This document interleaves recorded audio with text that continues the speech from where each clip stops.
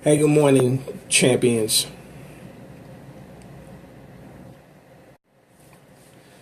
Hey, good morning, everyone. Wherever you are watching this, I'm going to do my best to make sure that I don't make this too long, but this is a personal subject, and I'm going to dive into and tackle a lot of different topics in a brief period of time. But I'm going to leave several links so people can research themselves, and that way they can look at what I'm going to share, because enough is enough. Let's just be clear. Enough is enough. And what started off as something that was much needed has now become maligned. The whole narrative has been changed as a result. And I feel that, being that this is Memorial Day weekend, where we honor those who have served and died for our cause, that it's appropriate that I talk about this. Now, recently, and I've been really quiet about this, but now's the time I'm going to speak on it.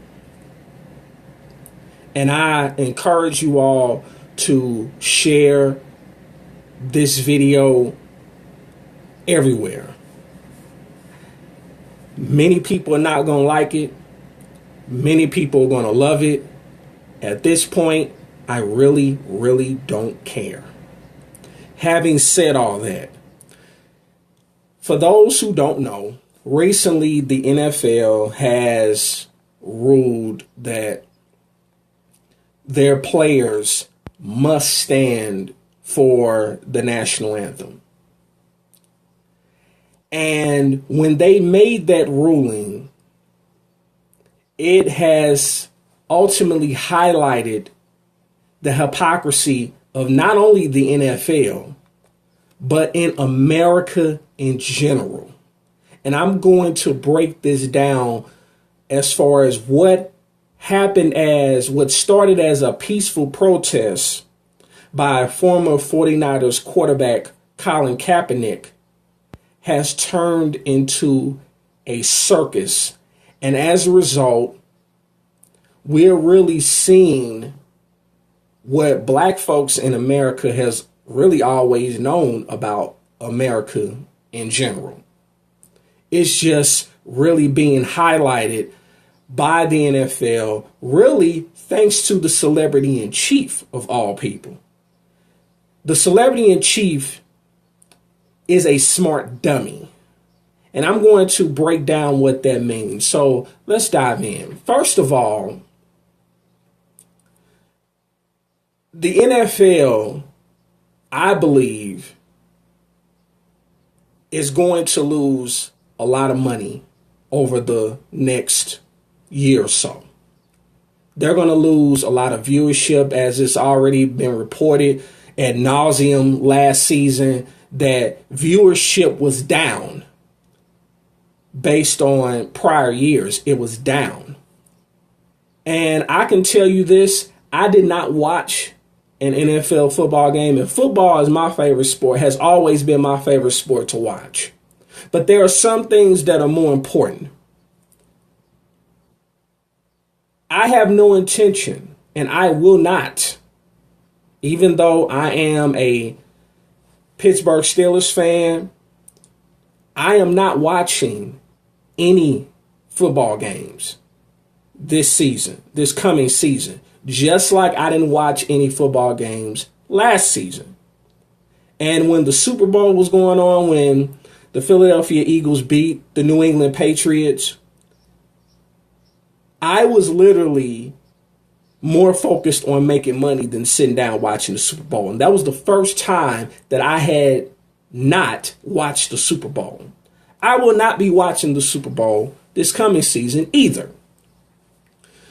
And the reason being is because the narrative has been hijacked. And I'm going to share with you quotes.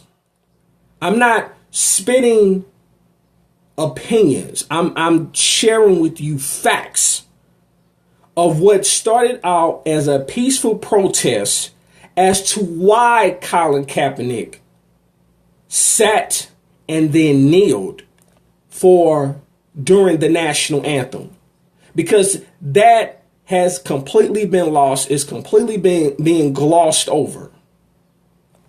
And that's not the first time that we've seen the narrative hijacked in history, especially when it comes to sports. And I'm going to even share with you how, in some respects, how Memorial Day itself, the narrative kind of got hijacked.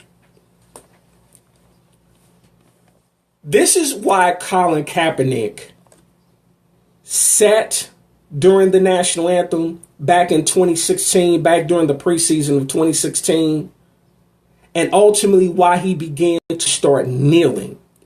And I'm going to share with all the links that I am reading from, so that way you can read the quotes for yourself and you don't just have to take my word for them. August 14th, 2016. For the first two games of the 2016 preseason, Kaepernick sat with no fanfare. It wasn't until the team's third preseason game on August 26th that Jennifer Lee Chan of Niners Nation tweeted a photo that showed Kaepernick on the bench. Pro Football Talk subsequently broke the story. On August 28th, 2 days after the world took notice that Kaepernick sat, he explained the decision to sit to protest police brutality and the oppression of people of color. He said, quote, "I'm going to continue to stand with the people that are being oppressed. To me, this is something that has to change. When there's significant change, and I feel that flag represents what it's supposed to represent, and this country is representing people the way that it's supposed to, I'll stand." Close quote. That was his original intent. Why is this significant? Because when you look at the Star Spangled Banner, you have to go back to the original intent. What I love about the fact that Colin Kaepernick chose to sit and then kneel, and the reason that he began to kneel was because a former player and a Green Beret by the name of Nate Boyer had a conversation with him. And this is what was said. Quote, "We were talking to him about how we can get the message back on track and not take away from the military, not take away from fighting for our country, but keep the focus on what the issues really are." This is what Kaepernick was explaining to Nate Boyer. And as we talked about it, we came up with taking a knee because there are issues that still need to be addressed. And it was also a way to show respect to the men and women who fight for this country. Close quote. Kaepernick talked to a man who not only played in the NFL, he also fought for this country. He is a veteran. Nate Boyer is a veteran who suggested that it would be more respectful to kneel. Well, then comes the celebrity in chief, who now has determined that somehow kneeling for the national anthem during the national anthem is somehow disrespectful to the military. When the very reason that Kaepernick was peacefully protesting in the first place, had nothing to do with the military. And he explained that. But apparently it didn't matter to him. It didn't matter to the celebrity in chief, and it didn't matter to those who sympathize with him. That's the problem, because people are only listening to what they want to hear, That does not mean that what Colin Kaepernick is saying is not factual. You mean to tell me that there's not police brutality? This was back in 2016 when this started. But now it's 2018 and things have gotten even worse. He started to kneel before the celebrity in chief even got in office. And yet, as a result, he has hijacked the narrative and changed the original narrative.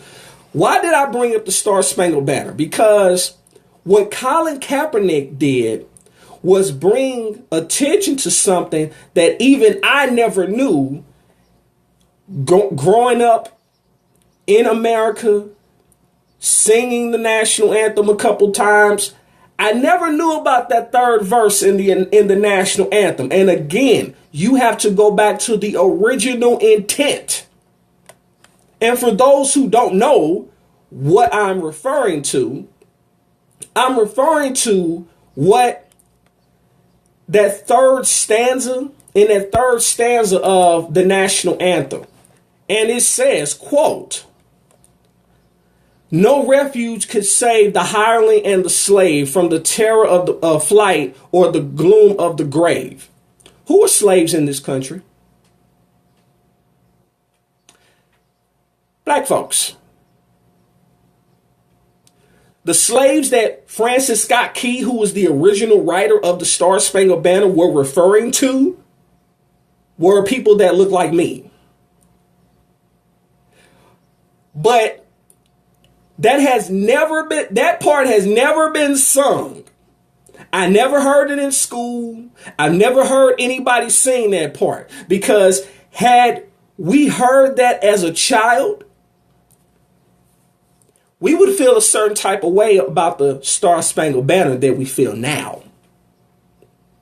But somehow it is deemed that if you have a problem with what is actually written in the entire Star Spangled Banner, then somehow you're not being patriotic or you're being un-American. But yet America is a country that you have the right to peacefully protest. You should have the right to disagree. So it makes America look very hypocritical. And with what the NFL has done recently, by mandating that if players are on the field during the national anthem, that they must stand. And if they kneel, then they'll be subject to a fine. Or if they don't want to stand or participate during the national anthem, they can stand in the tunnel, or they can stand, or they can wait in the locker room. This is forced patriotism.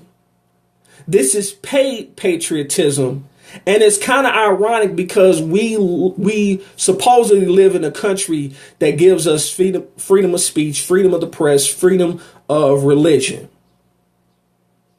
But it seems like they're trying to force personal thoughts and views and opinions on those who come to their games, or those who are quote unquote employees of the NFL. But the NFL is not only at fault, the NFL is being hypocritical, because the Department of Justice made a deal with the NFL. And this brand of paid patriotism that we've been seeing since 2008, 2009-ish, especially, is why the NFL is standing to lose even more viewers than they lost in 2017. And it's more than just the anthem protest, because nothing has really changed. You still have not addressed the issue. You still haven't. You just completely glossed over it. And you're trying to force your opinions and your stand on someone else. And that's wrong. The NFL and even other subsequent leagues are actually going against the U.S. flag code. What do I mean? I'm going to post this link. I'm reading from the flag code on military.com in the section that talks about respect for the flag, since people feel like people felt like by Colin Kaepernick kneeling that he was somehow disrespecting the flag. Well, let's see what the flag code actually says. It says, quote, "The flag should never be carried flat or horizontally, but always aloft and free." St. Louis does not have a football team anymore. However, when the St. Louis Rams, now back to the Los Angeles Rams, were here in St. Louis, I went to several football games. I even had a chance to go to a game during the first game of the season, which the football season normally starts around Labor Day or 9/11. Normally, that's when it starts. When the national anthem was played, they would bring out a large American flag that covered the entire football field. It was not flown vertically. It was draped horizontally, as in parallel to the football field. That goes against the flag code. Also, according to flag code, it says that the flag should never have placed upon it, nor any part of it, nor attached to any mark, insignia, letter, word, figure, design, picture, or drawing of any nature. Why is this significant? You ever seen the flag on a pendant, on a pendant, on a t-shirt? What does the flag code say? No part of the flag should ever be used as a costume or athletic uniform. The NFL itself goes against the U.S. flag code. So they have the unmitigated gall to punish players who go against, who quote unquote go against or disrespect the flag. You're being hypocritical. You're wrong. And someone has to put them on Front Street. I have never prescribed or subscribed to the NFL Network. They never got a dime from me. They're not going to get a dime from me. And I'm not telling you what you should do.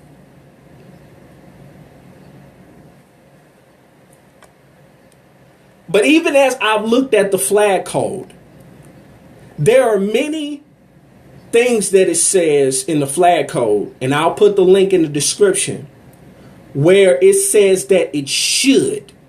There is a difference between saying should and saying must. Should means that it's encouraged but not required. The word must is a requirement. And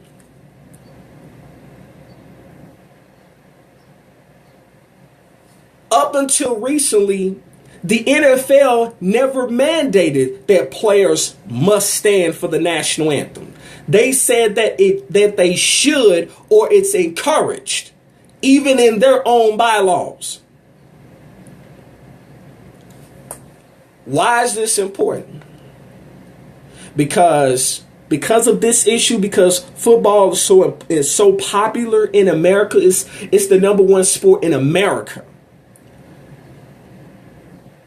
It ultimately has become today's pastime, whereas baseball used to be America's favorite pastime. It's just the numbers say it. The NFL, Roger Goodell, all of those 32 owners that quote unquote unanimously approve this, you're being hypocritical. As long as they can make you money, you're with them. But when they start to jeopardize your bottom line, that's when you tuck tail and run. That's when you fold up like a cheap tent. And the thing is, America is supposed to be a place where you can embrace each other's differences. Well, apparently that's not true. Apparently it's not. Apparently freedom of blank should have an asterisk by it because it's apparent. It appears to be under the condition that you agree with what I say or you agree with what I believe. We've seen that even happen in relationships where people have this belief that if you love somebody, that you agree with everything they say or agree with everything they believe. And then I even saw someone recently try to equate Colin Kaepernick kneeling with what Tim Tebow did when he was in the NFL.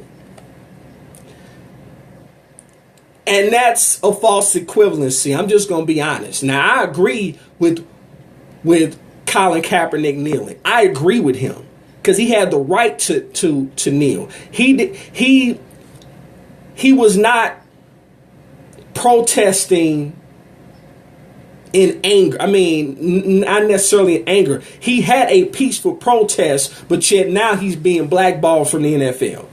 And people want to say that, well, he's not in the NFL because, he can't play. No, Tim Tebow can't play. He can throw the football. Okay. Colin Kaepernick in his last season was a top 10 rated quarterback. He was just on a garbage team. And his numbers say so. So you can't say numbers don't lie, but then you're saying that numbers lie when it comes to Colin Kaepernick. Doesn't work that way. You can't have it both ways. But I commented recently on someone trying to make the correlation between when Tim Tebow was kneeling and when Colin Kaepernick was kneeling. And the thing is, Tebow had a habit of kneeling in prayer between plays, actually while the game was going on, while Kaepernick was kneeling during the national anthem to protest police violence against black and brown people. And the idiot in the White House successfully has changed the narrative and hijacked the narrative. Thus, we find the current situation that we're in. And to be fair, Tim Tebow knelt on the sidelines of a football game in a public act of faith during his years as a quarterback. And he was adored as a darling by those who are overly religious. I'm not overly religious. But when Colin Kaepernick knelt before games in protest of police brutality, he received death threats. He was called a traitor, and eventually he has been left unsigned by the NFL. And that's quite the false equivalency. And regardless of whether you're more supportive of Tebow or Kaepernick, it's pretty misleading for people to compare society's reaction to either player without noting that they kneeled in completely different contexts. Context matters. And if Tebow had taken to kneeling during the national anthem as a form of political protest, and especially as a form of protest against police brutality, it's not a stretch at all to say that some people would have gotten upset with him as well. But let's be clear, because I understand that white privilege does exist. Tim Tebow would not have gotten the same backlash as Colin Kaepernick because of something called white privilege. You don't have to like it. That doesn't mean that it's not factual. Tebow never protested the anthem. And I saw a picture floating around where somebody tried to correlate this and try to ask, okay, what is the difference with what Tebow's doing and what Kaepernick was doing? Tebow never protested the anthem. Tebow's feelings, and then people wanted to put this false quote about abortion, like he was kneeling because he was against abortion and this, that, and other. And if you want to kneel because you're against abortion, have at it. I'm against abortion. I don't believe in abortion. However, the reason that he was doing it, because you got to know about Tim Tebow's story. He himself was almost aborted. He was almost aborted because his mother was having complications during her pregnancy with him. And because doctors was telling her that you need to get rid of this baby, her faith in God is the reason that Tebow was born. So, of course, that's going to be personal for him. Well, black and brown people being gunned down in the street, unarmed by officers, is something that's personal to Colin Kaepernick, which is why he sat and then kneeled in the first place. But nobody seems to care about that. And the fact is, the NFL is wrong for this paid patriotism. That's fake patriotism. Context matter. And as a result of the hypocrisy of the NFL and the blackballing of Colin Kaepernick, not only of Colin Kaepernick, but now of Eric Reid. I did not watch football last year, and I won't be this year. After the decision they just made regarding the anthem, because they still have not addressed Cap's original purpose. They don't care about the fact that they are beyond wrong according to what is law, what's in law. And I have shared earlier during this Facebook Live what the U.S. flag code itself says. They're going against the flag code in any league that horizontally presents the American flag during the national anthem. Whether it's Major League Baseball, whether it's the NBA, whether it's the NHL, any league, any American league that does that to the flag, you're in violation of the flag code, which would make you hypocrites. It makes you a hypocrite if you call yourself punishing someone who peacefully protests, which is our quote unquote constitutional right. But we know that when the Constitution was originally written, it was not meant for all of its citizens. You got to look at language, because language matters. Context matters. When the Constitution was originally written, people that look like me were considered 3/5 of a person. We were considered property. It goes back to intent. And really, the only amendments that really pertain to blacks in America or the 13th, 14th, and 15th Amendments. But even the 14th Amendment has somewhat been hijacked. And the 13th Amendment has a stipulation on it, because when a person of color goes to prison, they basically return to a state of slavery. Language matters. You don't have to agree with it. That doesn't mean that what I'm saying, it doesn't mean that what I'm saying is not true. It actually is true. When it's all said and done, I'm about to wrap this up. I'm not saying you're going to make whatever decision that you want to. If you want to continue to watch football, have at it. But don't look down upon people who choose not to watch football, who choose to boycott the NFL, who choose to not support a league that is blatantly being hypocritical, because we have the right to. As Americans, we have the right to. And for those who seem to have this false narrative that if I disagree with you, disagree with something you believe, that somehow I don't have love for you or I don't respect you, let me address this, and then I'm going to address the Memorial Day thing, and then I'm done.